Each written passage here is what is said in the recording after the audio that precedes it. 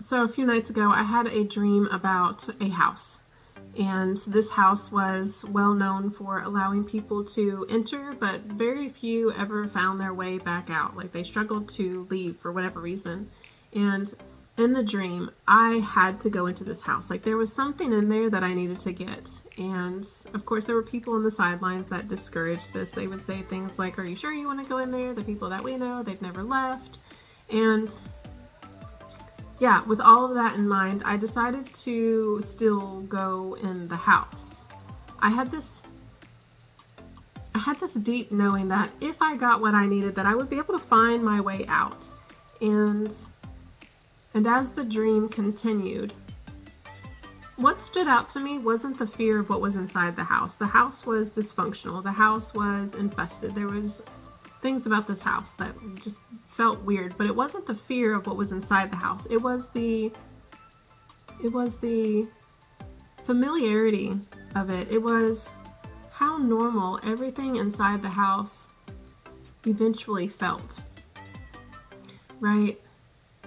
Because inside this house, people were adapting to the environment. The tension that you felt when you entered eventually became normal. The dysfunction that you would witness blended into daily life.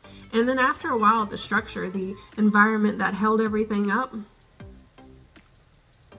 it no longer felt alarming. Like nobody seemed to be concerned any longer. And so the more that I reflected on this dream, the more that I realized how much of this actually mirrors the workplace and organizations today. You see, the unhealthiest systems do not fall apart overnight. People go in and they slowly adapt to them. They attempt to hold it up on their own. And here's what eventually happens. At first, the nervous system notices the tension, right? The intuition senses the instability, right? The body recognizes that something feels off, something feels unclear and misaligned, and over time, the abnormal becomes familiar. The constant stress of the situation becomes familiar. The poor communication becomes familiar. The unclear leadership becomes familiar. Staffing shortages, familiar. Burnout, familiar. Unrealistic expectations, familiar. This environment of we'll just make it work becomes familiar. Those are all abnormal, right? And so eventually adaptation begins to take place. What was frustration or anger is replaced with silence. Silence becomes emotional suppression. Emotional suppression becomes professionalism. Overextension is routine. Operational instability becomes expected. And eventually you develop some form of survival-based coping mechanism. And that coping mechanism turns into emotional numbness. And emotional numbness eventually replaces genuine engagement until one day people realize that they're no longer functioning from alignment, they're actually functioning from survival. And all of this just slowly becomes normalized.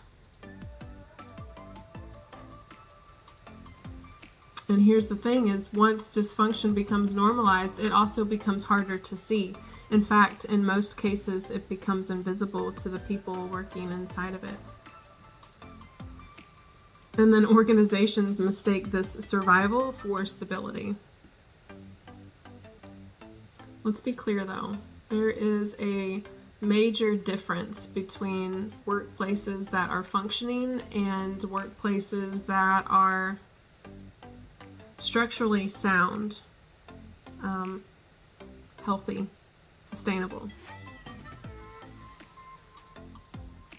And this is important because leaders need to recognize that a system can still produce results while exhausting the people that are holding it together. Survival is not the same thing as stability, True, healthy systems, they don't depend on chronic overextension or emotional suppression or confusion or unsustainable sacrifice to remain operational, and that distinction matters. So I guess the real reason why I'm saying all of this is that every organization will eventually reach a point where the leadership needs to assess or ask or evaluate a few questions. And those questions are the foundational systems that we put into place actually supporting sustainable growth?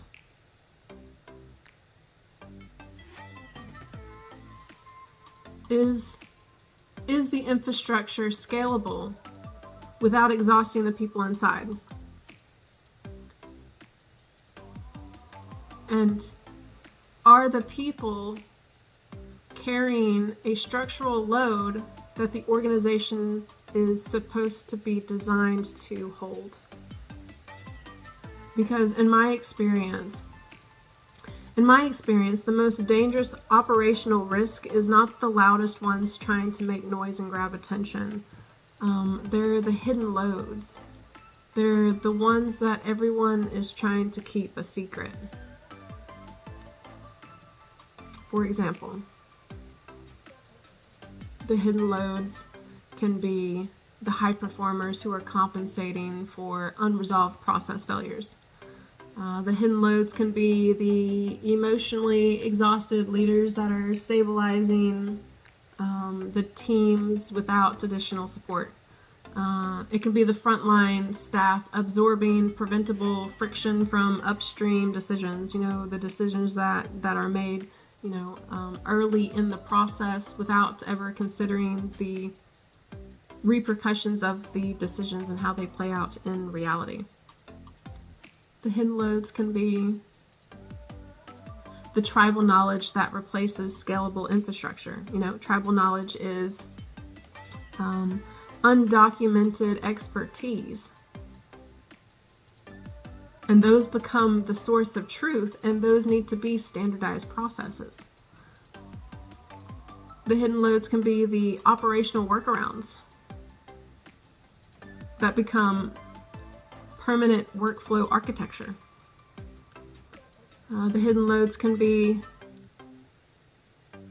employees masking burnout because honesty no longer feels psychologically safe.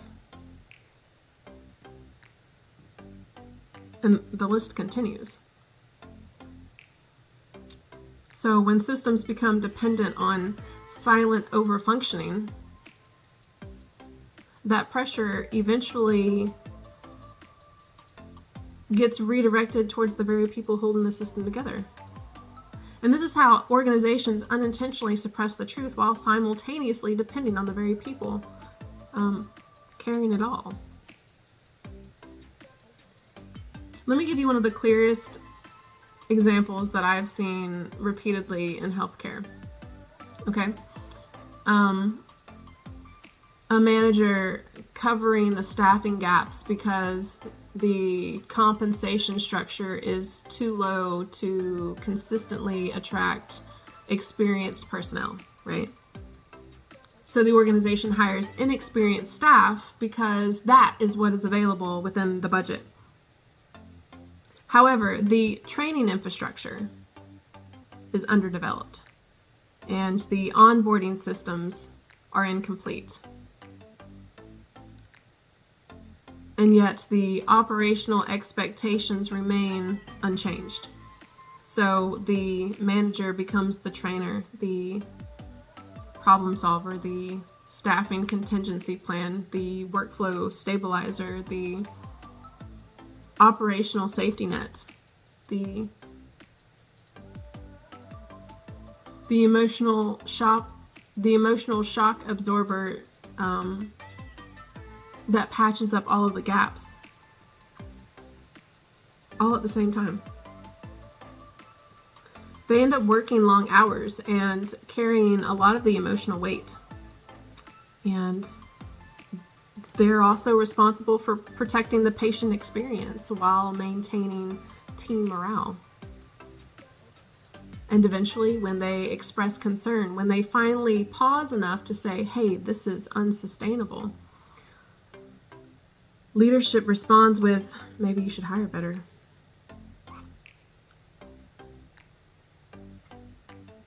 At that moment, a structural problem for the organization becomes an individual problem. It becomes a personal problem for the manager.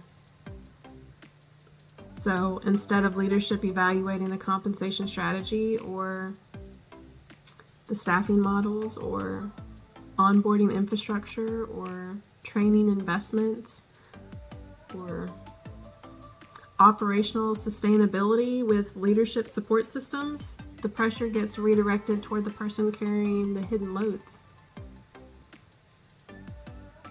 And yeah, this is how organizations unintentionally suppress the truth. Yeah. And over time, those invisible compensations